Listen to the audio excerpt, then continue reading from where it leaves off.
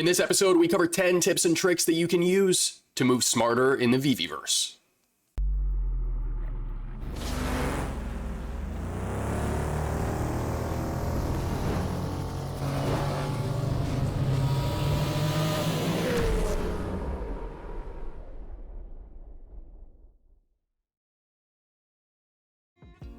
Now for the first tip in today's episode, I want to cover a setting that I actually missed the first time I originally went through them, and it's an option to mute your mic by default. So what you guys are going to notice is that when you load into a world for the first time, your mic in the top right hand side of your screen is by default going to be running. It's already turned on. So if you have something plugged in, people are going to hear you. But I've also been in Discord with friends where I join their world and their mic's turned on, and because I'm already talking to them in Discord, I'm now hearing an echo.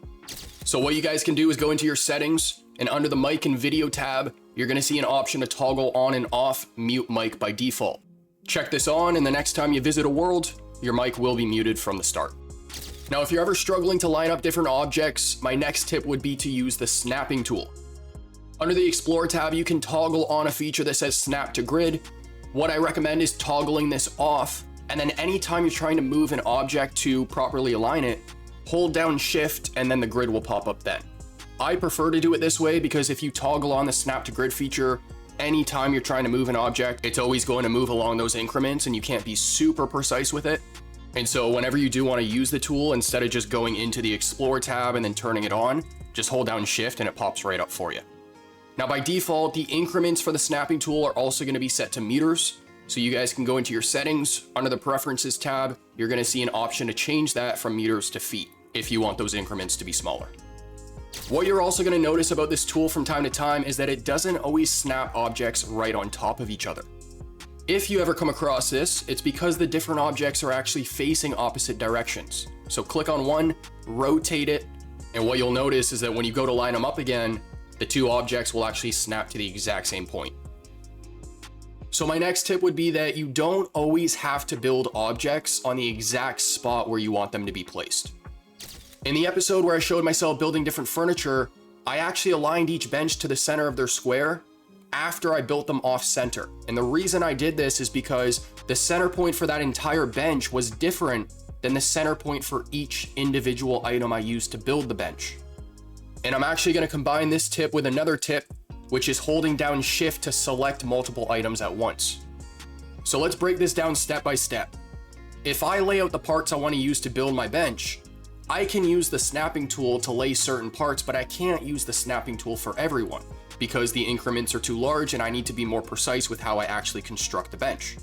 However, if you select multiple items at once, what it actually treats them as is one object. And so once you're done building the object, select all the items you used to build it, and now you can actually snap the entire object to precise points. Now you might also try and align multiple objects at a point that doesn't fall in line with the grid. And I showed this on stream. What I did was I snapped both of my doors, which I wanted to line up against a wall that wasn't on the grid point. I snapped them to the closest point on the grid to make sure they were lined up. And then I selected both of them and moved them without the snapping tool to the exact point I wanted. And that's why you want to toggle the snap to grid feature off, is because you only want to toggle it when you want it. You don't want it all the time. Now we talked about selecting multiple items. Again, you're going to click on the first one, hold down Shift, and then click all the other items you want to move at the same time. I also mentioned that if you do this, it treats all the objects as if they're one. And so what a feature like this will allow you to do is, let's say you built a map and then all of a sudden you realize that the scale is off. It's too big or it's too small. Go to the object view list and select every object in the world. Now, if you do this right, go to your movement tool and you should see a white box, which will allow you to scale your entire map up or down. It might sound tedious, and that's because it is, but it's still a solution for those who run into that problem. Now, speaking of the movement tool, when you have an object selected, you're going to see a red, blue, and green arrow. The green side is actually different from the blue and the red for one main reason. When you try to scale an object using the blue or the red side, it will scale both sides at the same time. If you scale an object using the green side, it will only influence one. And so now that you know this information, you can rotate an object to a specific side to be more precise with how you line things up. So let's say, for example, I'm trying to connect two walls. instead of me placing that third wall in between the two and then stretching out both sides, I can rotate the object so the green is on its side, and then I can connect it to one of the walls and just drag the other side to connect the entire thing. Next, we all know water isn't in the VeVeVerse, but I've gotten pretty damn close to making it look like there is.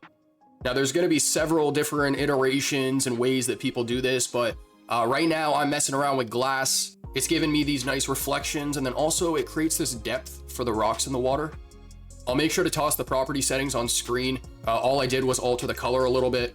I added a skybox to the material, and then I reduced the metallic strength and toggled on refraction. Last but not least, we got a tip for the content creators, or really anyone who's trying to take photos inside the VeVeVerse and post them on social media. My recommendation is to clean up your screen as much as possible here, and there's a few ways to do it. So on the right hand side, make sure to toggle off all the users that are in the space so that part of your screen is nice and clear. On the left hand side, you're going to want to toggle your tools off to make sure that that menu isn't showing. And the very last thing is make sure to click F11 on your keyboard, and that will hide the rest of the UI. So from there, you just want to take a nice screenshot, and then you can see here, I just drag X over and I can copy and paste for some nice, clean looking content. If you found this video helpful, guys, please make sure to like and subscribe. Ladies and gentlemen, that is going to conclude today's episode. I really hope you enjoyed. Those were 10 tips and tricks to help you move smarter in the VeVeVerse.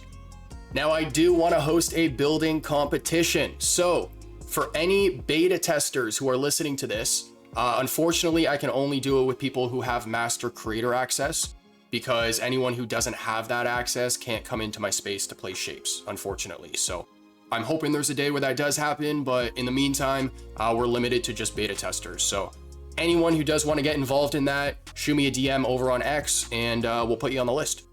But if you guys enjoy the content, make sure to like and subscribe, comment down below what you want to see in a future episode. And as for our next, I will catch you then.